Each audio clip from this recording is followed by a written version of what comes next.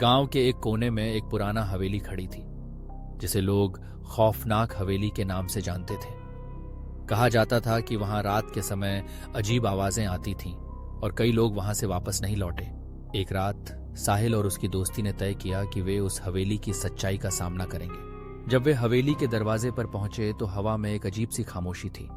साहिल ने दरवाजा खटखटाया और वह अपने आप खुल गया। अंदर का माहौल ठंडा और अंधेरा था। दीवारों पर जाले थे और फर्श पर धूल की परत थी। उन्होंने अपने मोबाइल की टॉर्च जलाकर चारों ओर देखा।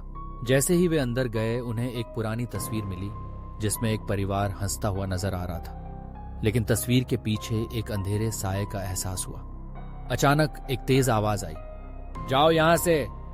दोनों ने चौंक कर देखा, लेकिन वहां कोई नहीं था। साहिल ने हिम्मत जुटाकर कहा, शायद यह सिर्फ हवा का खेल है। लेकिन उसकी बात खत्म होते ही एक खिड़की खुद ब खुद खुल गई और एक ठंडी हवा का झोंका उनके चेहरे पर आया। वे दोनों डर के मारे बाहर निकलने लगे, लेकिन दरवाजा अचानक बंद हो गया। अब वे फंस चुके थे। तभी उन्हें एक धीमी हंसी सुनाई दी जो धीरे धीरे तेज होती गई। साहिल और उसकी दोस्ती ने एक दूसरे का हाथ थाम लिया, लेकिन उनके दिलों की धड़कनें बढ़ती गईं। अचानक वे एक कमरे में पहुंचे जहां दीवारों पर खून के धब्बे थे, और तभी एक साया उनके सामने आया। साहिल की आंखों में डर और आशंका थी। उन्होंने देखा वह वही परिवार था जो तस्वीर में था, लेकिन उनकी आंखें खाली थीं। तुम्हें यहां रहना होगा, एक आवाज गूंज उठी।